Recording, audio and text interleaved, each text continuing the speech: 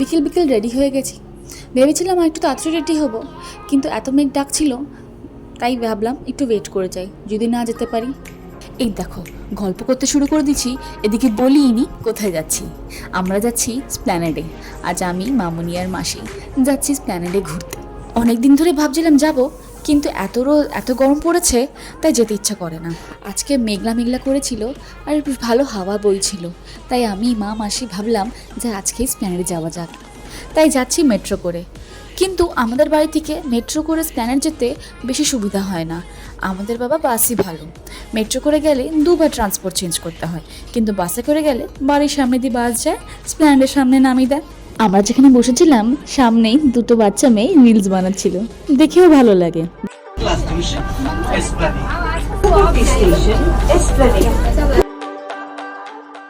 স্প্ল্যানেড চলে এসছে, এবার শপিং শুরু করব। শপিং করতে কোন মেয়ের না ভালো লাগে, আমার যা কি এক্সাইটিং লাগে শপিং করতে। আর স্প্ল্যানেড বা গড়িয়াহাট এদের স্ট্রিট শপিং করাটা হলো নেক্সট লেভেলের আনন্দ। যেতে না যেতেই একটা কানগুলো দোকান নজরে পড়ে গেল। কানের কিনতে আমার হেভি লাগে, কানের দেখলেই লাগুক চায় না লাগুক একটা কিনবো ঠিকই। এই দেখো, মা মাসি আমাকে চুজ করে দিচ্ছে কোন কানেরটা কেনার জন্য। কানের দোকানে কানের দেখতে দাঁড়াবো না, এটা হতে পারে না। এই একটা জায়গার মধ্যে কি না পাওয়া যায়, ঘড়ি, ব্যাগ, জুতো, জামা, কত কিছুই না পাওয়া যায় এখানে। পায়ের অ্যাঙ্কলেট থেকে শুরু করে হাতের ব্রেসলেট, কত কিছু পাওয়া যায়। এই দেখো, এটা একটা কুর্তির দোকান ছিল, এত সুন্দর সুন্দর কুর্তি ছিল এখানে। চিকনের, সুতোর কাজ করা, নেটের, দারুণ দারুণ কালেকশন ছিল ওই দোকানটাতে। প্রাইসও ঠিকঠাকই ছিল, তেমন বেশি এক্সপেন্সিভও ছিল না। হ্যাঁ, কিন্তু এইসব স্ট্রিট শপিং করতে গেলে অবশ্যই মনে রাখতে হবে দরদাম পাওয়া। কেন কি, দরদাম না করলে তখন মনে হয় যেন ঠকে গেছি। মাসি আমার ওখান দিয়ে দুটো কুর্তি কিনলো, খুব সুন্দর ছিল কুর্তিগুলো দেখতে। আবার একটা ইয়াররিংসের দোকানের সামনে চলে এসেছি। এই দোকানটাতেও ভালো কালেকশন ছিল। আগের দোকানটাতে তেমন একটা কালেকশন ভালো ছিল না, তাই ওখান দিয়ে নিয়ে নিই। এখানে দেখছি অনেক স্টার্স, ঝুমকো, অনেক কিছু ভালো ভালো রয়েছে। ও মা, এ কি, ভাবলাম জমিয়ে শপিং করব, এদিকে বৃষ্টি শুরু হয়ে গেল। ছাতা মাথায় নিয়ে কি আর শপিং করা যায়? চলতে চলতেই যে কতবার ঠোকর লেগে যায় তার ঠিক নেই।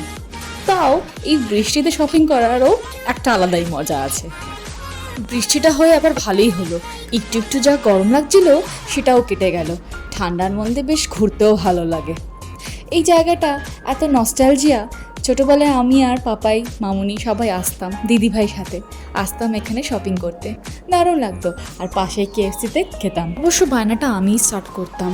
আমার ছোটোবেলাতে অত ইন্টারেস্ট ছিল না শপিং করতে, কিন্তু আমার একটা ইন্টারেস্ট ছিল, প্ল্যানেট যাওয়া মানে কেএফসি থেকে খাওয়া। আর মামুনি খুব বকতো যে এইসব ছাইপাশ খাওয়া একদম উচিত না।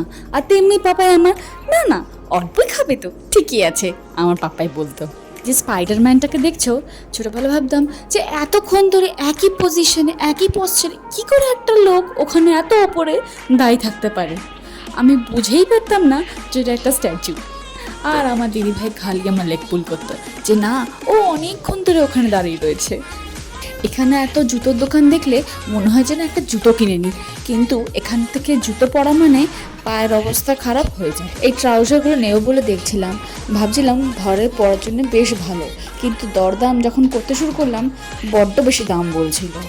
300 টাকা দাম অনেকটাই বেশি বলছিল বলো, তাই আর নিলাম না। সামনে যেতে না যেতেই আরেকটা ইয়াররিংসের দোকান নজরে পড়ে গেল। এখানে দেখে দাঁড়িয়ে আবার আমরা ইয়াররিংস যেতে শুরু করে দিলাম। এখন মনে হয় হোয়াইট ইয়াররিংসের খুব ট্রেন্ড চলছে, কিছুদিন আগেও ব্ল্যাক ইয়াররিংসের খুব ট্রেন্ড চলছিল, তাই আমিও হোয়াইট ইয়াররিংস নেব বলেই ভাবছিলাম। কিন্তু সবগুলো ইয়াররিংস এত সুন্দর লাগছিল, এত দারুণ লাগছিল যে মনে হচ্ছিল যেন সবই নিনি। যেগুলো যেগুলো পছন্দ হচ্ছিলো সেগুলো সবগুলি একবার একবার করে কানে লাগিয়ে দেখে নিচ্ছিলাম যে আমায় কেরম লাগে। আমার একটা কানের খুব পছন্দ হলো, সেটা আমি কিনলাম। আর একটু এগিয়েই এখানে একজন অ্যাঙ্কলেট বিক্রি করছিল, এগুলো আমার হেভি লাগে, এগুলো আমি পরি।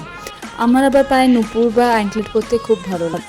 বেছে বেছে এই 4টে ডিজাইন বার করলাম। এই 4টে ডিজাইনই একমাত্র ছোট ছিল, বড়গুলো সুন্দর ছিল দেখতে, কিন্তু সবসময় পরার জন্য ভালো না, পায়ে প্রচণ্ড লাগে। এই 4টে ডিজাইনের মধ্যে একটা ডিজাইন মামুনি বেছে দিল যে এটা পর। এখন এইগুলোরও দাম বেড়ে গেছে, আগে এগুলো 10 টাকায় বিক্রি হতো, এবার গিয়ে দেখছি 30 টাকা করে চাইছে। আবার একটা হয় না কালো ধাগার মধ্যে ওই ইভেলাইভ মতন বোতামগুলো থাকে যে, ওইগুলো বেশ ভালো লাগে, কিন্তু দেখছি ওগুলো এবার খুব পাতলা, মানে পড়তে না পড়তেই ছিঁড়ে যাওয়ার চান্স আছে, তাই ওগুলো আর নিলাম না। ওই গোল মতন ওটাই নিলাম, দুটো নিলাম, নিজের জন্য একটা, দিদিভাইয়ের জন্য একটা। গোলের মধ্যে এটাও আর একটা ডিজাইন ছিল, কিন্তু এটা একটু বড় ছিল আর পায়ে লাগার খুব একটা চান্সও ছিল, তাই এটা না নিয়ে এই ছোটোটাই নিলাম। গোলগুলো ছোট ছোট ছিল, নিয়ে নিলাম দুটো। ব্যাস, তারপরে কি, আবার হাঁটতে হাঁটতে এই ক্লিপের দোকানে চলে এলাম। ক্লিপগুলো কি সুন্দর দেখো, কি মিষ্টি মিষ্টি, খুব কিউট দেখতে ছিল এই ক্লিপগুলো, বাচ্চাদের জন্যে খুব ভালো। আবার ওই আংটা দেওয়া ক্লিপগুলো হয় না, সেগুলো আবার বাচ্চাদের চুলেও লেগে যায়, তাই ওগুলো নিলাম না। দিদির মেয়ের জন্য নিলাম দুটো টিকটক ক্লিপ, ছোট তো, ওকে যা বড়াই তাই ভালো লাগে। তারপরে এই ব্রেসলেটের দোকানে আসলাম, কি সুন্দর দেখো ব্রেসলেটগুলো, এই দুটো ব্রেসলেট নিলাম। অনেক সময় ওয়েস্টার্ন ড্রেসের সাথে শাখা পলাটা পরতে ইচ্ছা করে না, তখন এই ঘড়ির পেছনে এই ব্রেসলেটগুলো পরে নিলে হাতটা বেশ সুন্দর লাগে। এবার একটু কিছু খাওয়া দাওয়ার পালা। অনেকক্ষণ ধরে ঘুরে ঘুরে শপিং করছি, মাঝে কিছু না খেলে হয় বলুন, তাই চাটওয়ালা থেকে একটা পাপড়ি চাট, একটা আইসক্রিম খেলাম। তারপর আমরা এই দোকানে ঢুকলাম, এই দোকান থেকে মামনি আর মানি 2-3টে চুড়িদার কিনল। ব্যাস, আর কি, আজকের জন্য এই অবধি। তোমাদের কিরম লাগলো আমাকে কমেন্টে অবশ্যই জানিও, আর যদি তোমাদের ভিডিওটা দেখতে ভালো লাগে তাহলে একটা ছোট্ট লাইক করে দিও, আর সাবস্ক্রাইব করতে ভুলো না কিন্তু। আর দেখা হবে নেক্সট ব্লগে। Till then, tata.